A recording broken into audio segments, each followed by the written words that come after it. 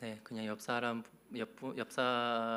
성도님에게 이렇게 인사말을 전해 주셨으면 좋겠습니다. 하나님께서 사랑하십니다라고. 하나님께서 사랑하십니다. 네, 한 번 더 인사하시겠습니다. 하나님의 평온을 경험하시기 바랍니다. 네, 어, 이제 성도님들께서 지금 교육부서를 보실 때나 아니면 마음이 조금 이제 근심이 걱정이 조금 있으실 겁니다. 그리고 요즘 교육부서 교사로 섬기시는 우리 성도님들 어떠신가요? 많이 쉽지는 않으실 겁니다. 과거 우리가 한번 생각해 볼 게 있다면요, 우리가 과거에 60년대부터 2000년대까지 교회가 문화의 중심이었다고 할 수 있을 정도로 꽤 영향력이 컸었습니다. TV와 인터넷이 흔하지 않았기 때문에 이제 교회가 문학의 밤이라는 것을 열었고요. 그리고 많은 학생들이 모여서 간식을 주고 같이 교류하고 같이 모여서 연습하고 발표회하고 하면 그렇게 재밌을 수가 없었습니다.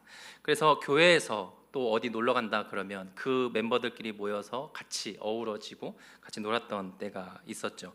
그래서 아이들이 학생들이 구름대처럼 몰려왔던 시대였습니다. 사람들과 교류하는 즐거움이 있었죠. 그러나 지금은 어떻습니까? 스마트폰 하나면 교회 받기 훨씬 더 재미있습니다.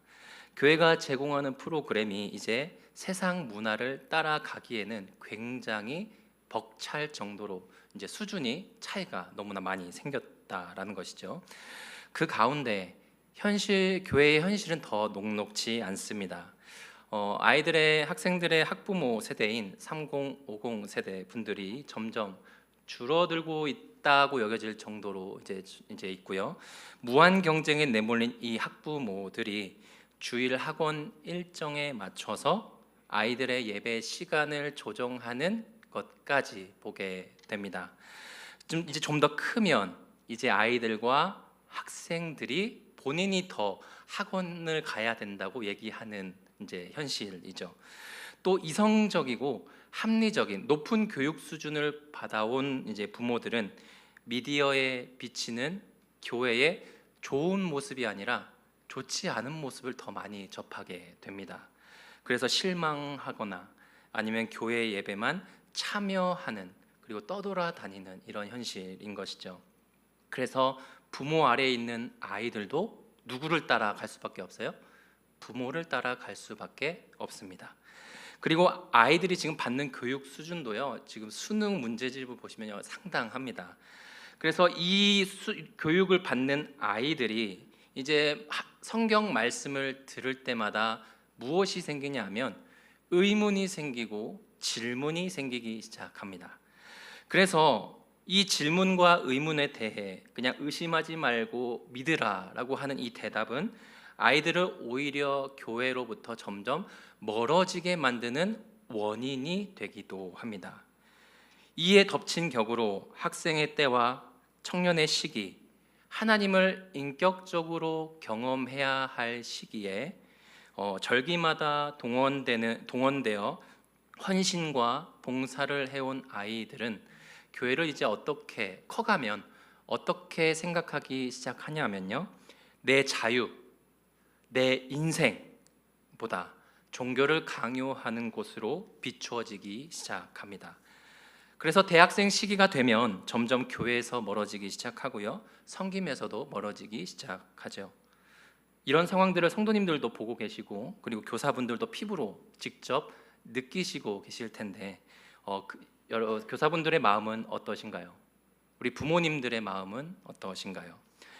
부흥에 대한 압박이 있고 텅 빈 예배실을 볼 때의 무력함, 그리고 변하지 않는 교회 학교의 현실, 특히 중소형 교회 학교의 현실, 그리고 많은 섬김으로 인해서 교사분들의 피로감, 이런 상황에 교사분들의 마음은 점점 지쳐만 가지 않고 계신가요?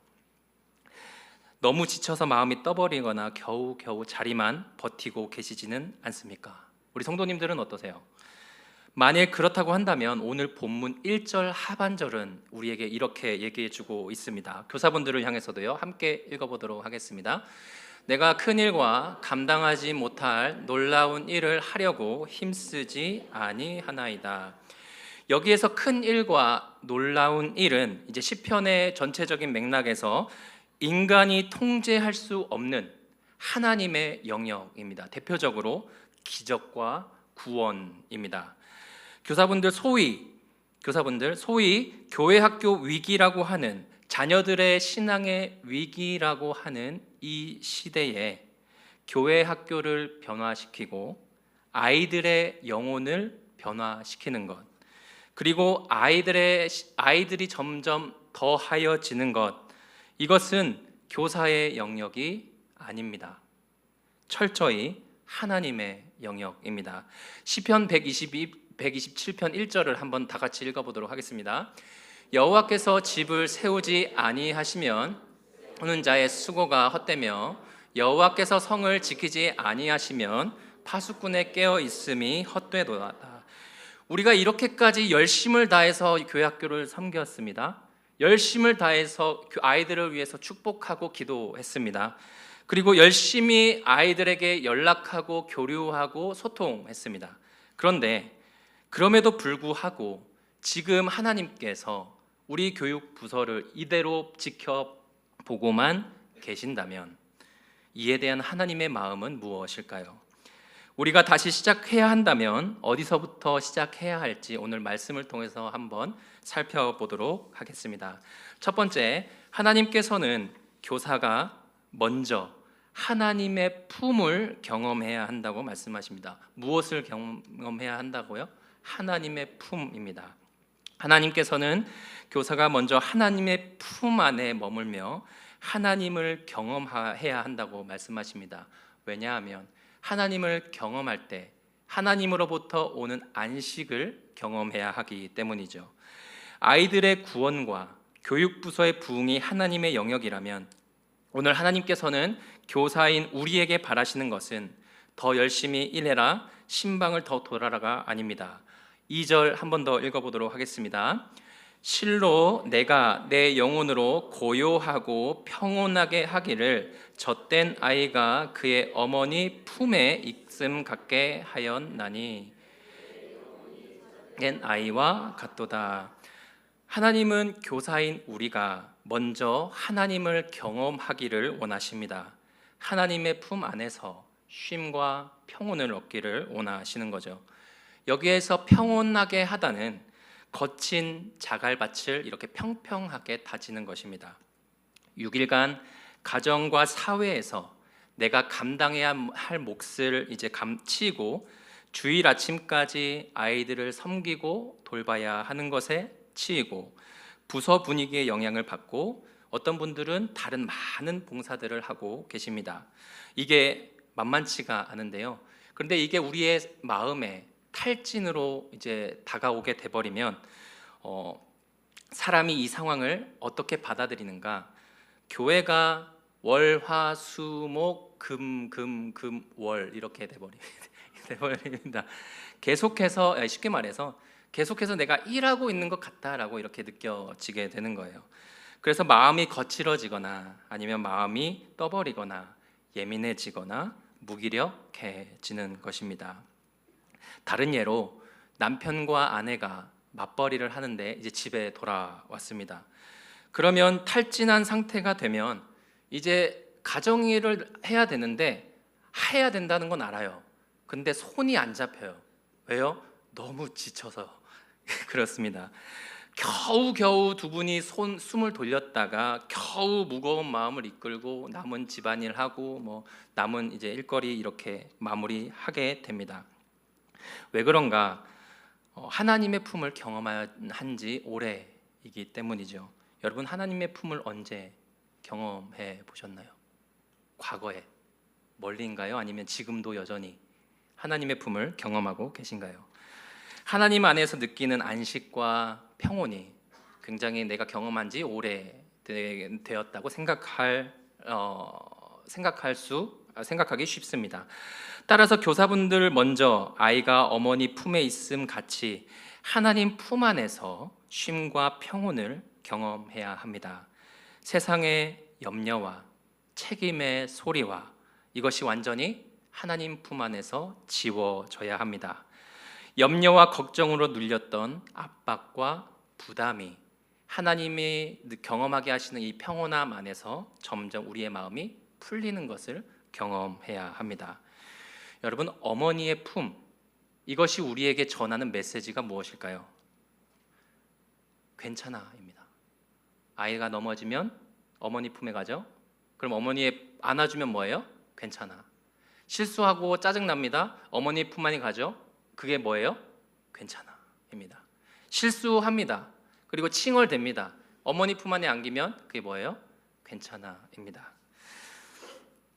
아이는 어머니 품 안에서 무조건적인 수용을 경험합니다. 아이가 어머니 품 안에 안길 때에는 어머니로부터의 괜찮아를 귀로 전달받는 게 아니라 마음으로 전달받습니다. 어머니 품 안에 있으면 괜찮구나. 이처럼 마찬가지로 교사분들에게도 하나님의 품에 들어와 평온을, 안식을 경험하라는 것은 무엇이냐면 하나님의 괜찮아를 경험하시라는 겁니다. 괜찮아. 압박받지 않아도 돼. 괜찮아.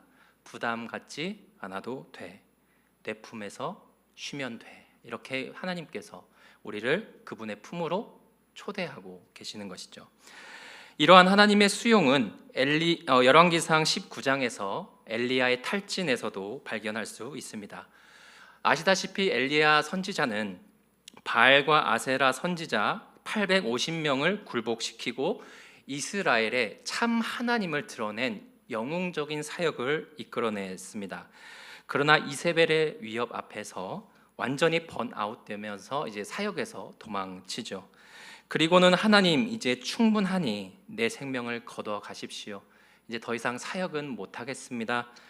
못 버티겠습니다라고 이렇게 얘기합니다. 열왕기상 19장 4절과 5절 한번 읽어보도록 하겠습니다.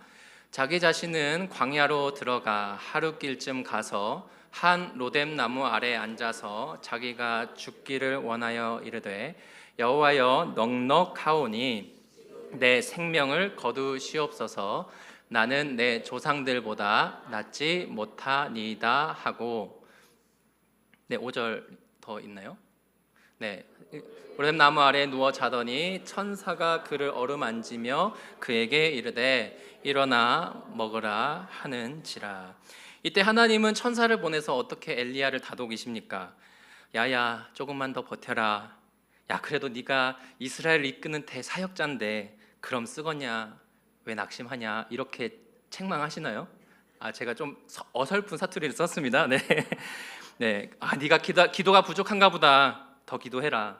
왜 이리 믿음이 없냐? 더 헌신해라. 책망하거나 질책하지 않으십니다. 사역의 부흥과 이스라엘의 변화와 구원을 이유로 그것이 실패한 것처럼 보인다고 해서 하나님이 엘리야를 전혀 책망하지 않으시죠. 그저 주님의 천사를 보내면서 어루만지시고 먹이시고 재우십니다. 뿐만이 아니라 엘리야가 쏟아내는 거친 불만과 불평들을 다 침묵하여 듣고 계셨습니다. 응답이 없는 게 아니라 엘리야의 거칠어진 마음을 묵묵히 다 듣고 계신 겁니다. 사역에 지쳐버린 마음, 이스라엘을 떠나버린 마음이 떠버린 엘리야를 수용하시는 것이죠. 그래, 내 마음이 그랬겠구나.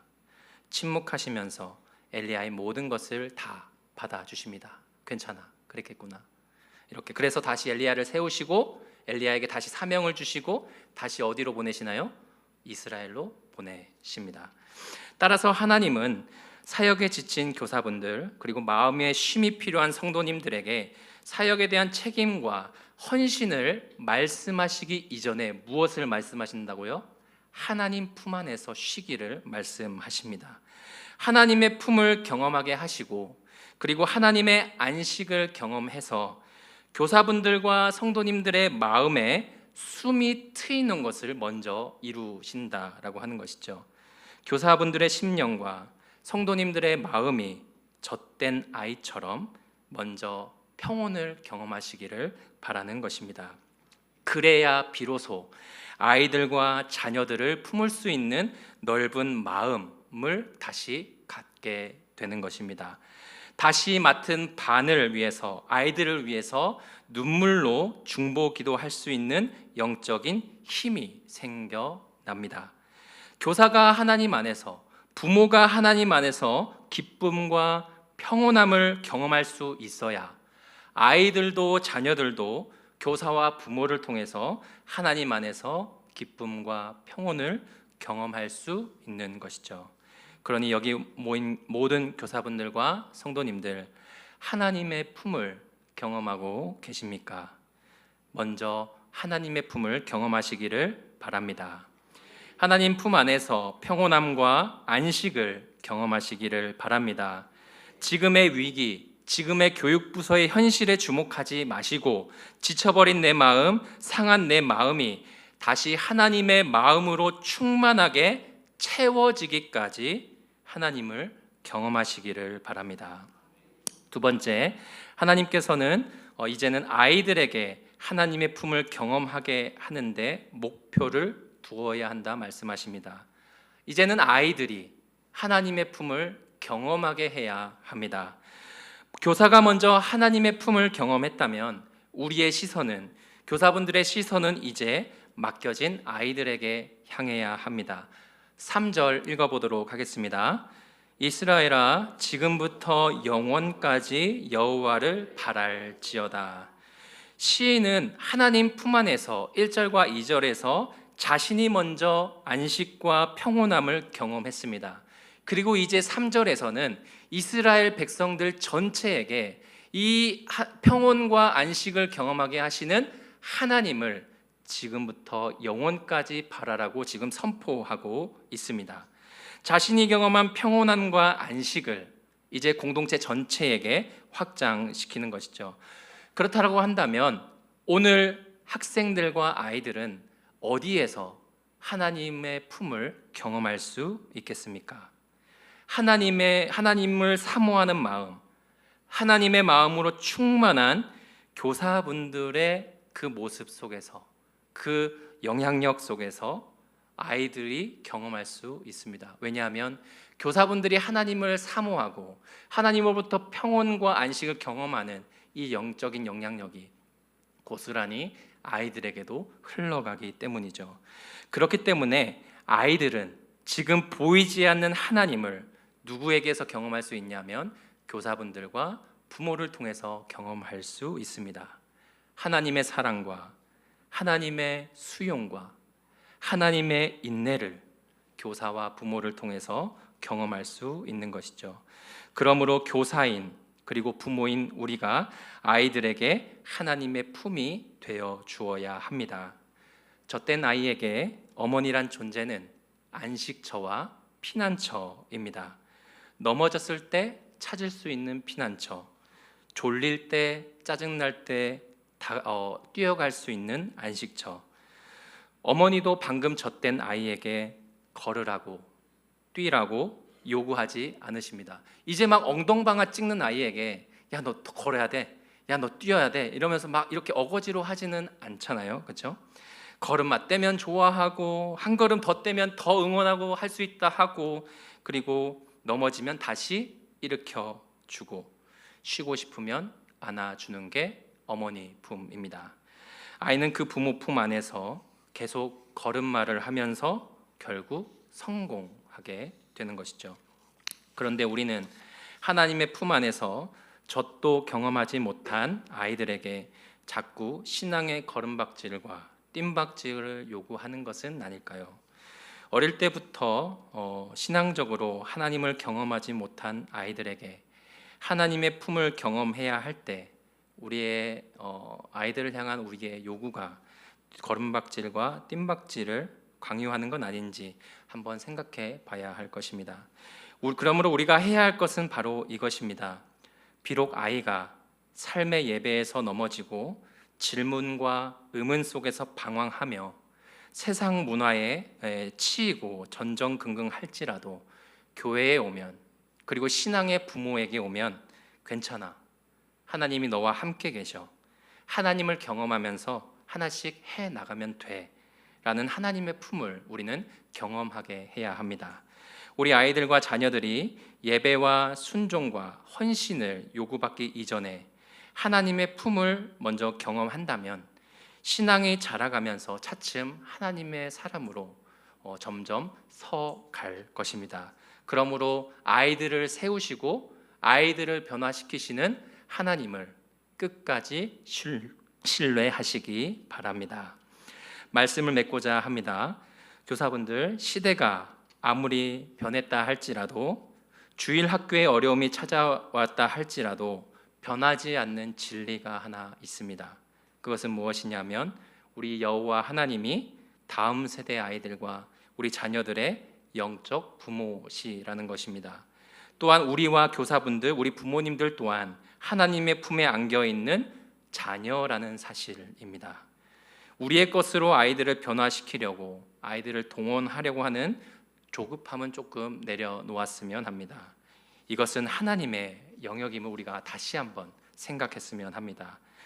어쩌면 지금 우리가 보고 있는 텅 빈 예배실과 예전보다 적은 아이들의 숫자는 어쩌면 하나님의 메시지일지도 모릅니다.